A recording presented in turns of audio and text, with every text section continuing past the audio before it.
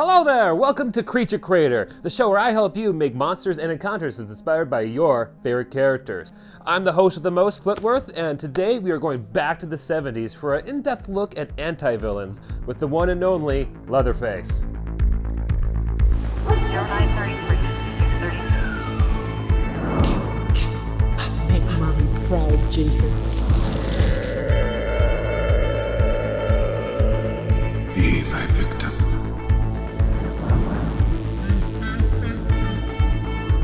Stop right there and surrender.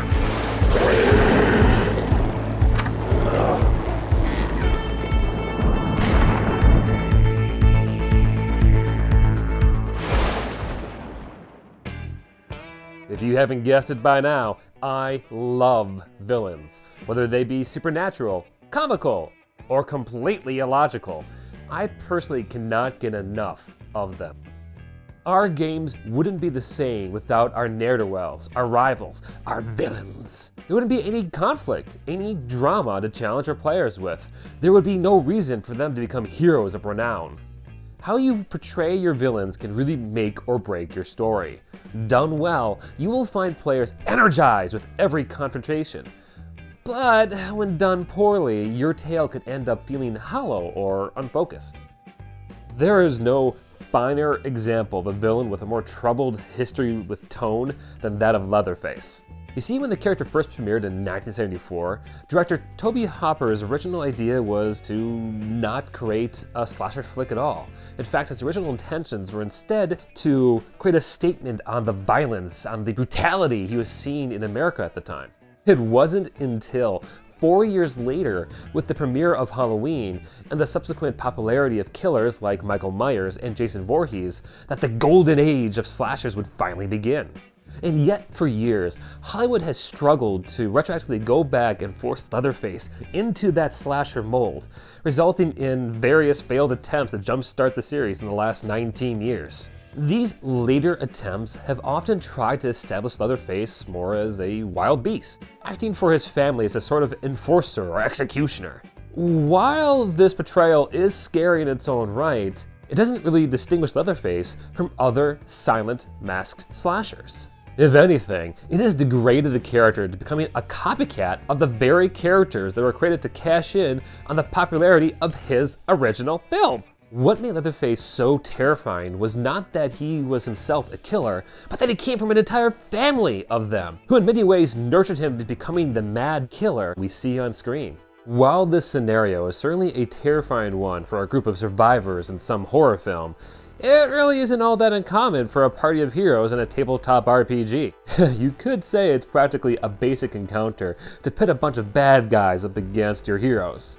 But therein lies my point. How does it make us game masters any better than some Hollywood executive for rehashing the same setup time and time again? It's all well and good to keep things basic, sure. Yet there is so much to be gained from taking the expected and turning it into the unexpected, to give you and your players some really memorable moments at your tables. And I'm going to show you how to do just that with Leatherface and his murderous family. For starters, I'd like to address what kind of character Leatherface really is. An anti-villain. To put it simply, an anti-villain is someone who commits evil deeds but for good intentions. From Leatherface's point of view, he is the hero of his story. All he wants is to simply provide food and safety for his family, which unfortunately he believes can only happen through the slaughter of his victims. That twisted worldview, when used well, can be such a powerful narrative tool. In the case of the earlier Chainsaw films, it framed Leatherface into this terrifying abused animal, where the audiences are always second-guessing his motives from scene to scene. For your games though, how your anti-villain shapes your story ultimately depends on the system you use.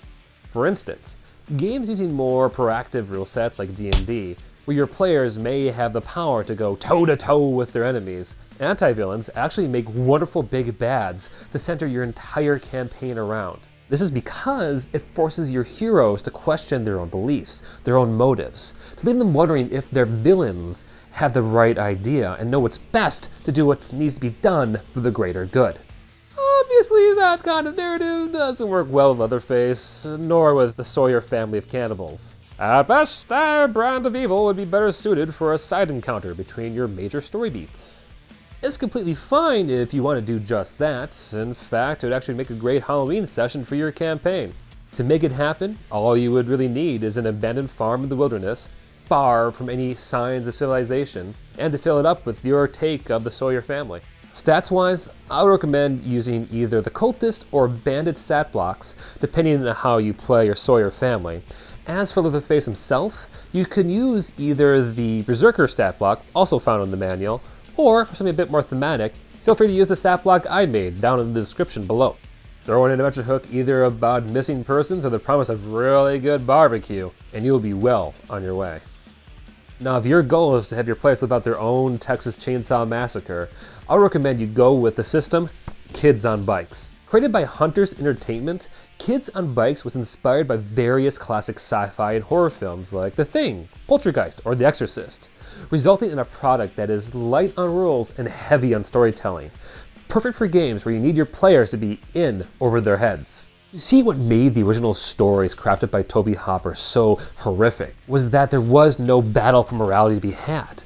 By the time anyone enters the Sawyer's estate, their evil way of life is already reigning supreme.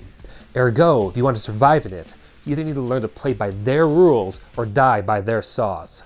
The Kids on Bikes rules is set up perfectly for this, especially in the combat department, where fights are determined by a single contest of dice rolls between both parties, where the results, depending on how much higher the winning number is, could be as severe as a character's death. I'd also like to point out that the Kids on Bikes rules also contain advice and tips on how to craft your stories around your players' trigger warnings. After all, the horror genre covers a wide variety of topics that not everyone will be able to handle. The last thing you want to do is make your players too uncomfortable to play the game you spent hours to create. So always make sure to have your players' limits in mind.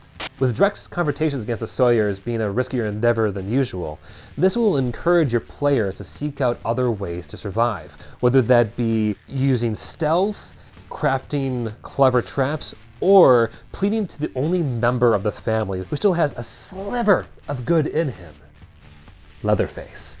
It is in those cases where I really adore watching my players having to contend with an anti-villain. When their backs are against the wall, their enemy has them dead to rights, and your players need to use every ounce of wit and quick thinking at their disposal to keeping themselves from becoming lunch.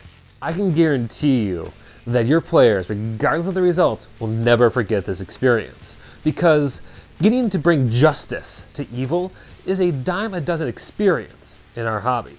Getting the chance to prove you can outwit, outplay, and outlast every monster in an ugly world defined by them is a cut above the rest.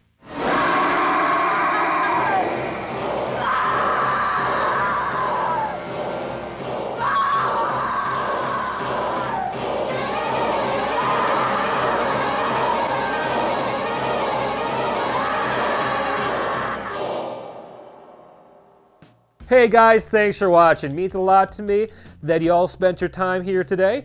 If you haven't, I would love to hear some of your favorite anti-villain stories. And otherwise, consider subscribing. I think I'm a cool guy. I like to have a few good things to say, and I would love for you to stick along. If not, that's okay. You're beautiful, and I love you anyway. Bye.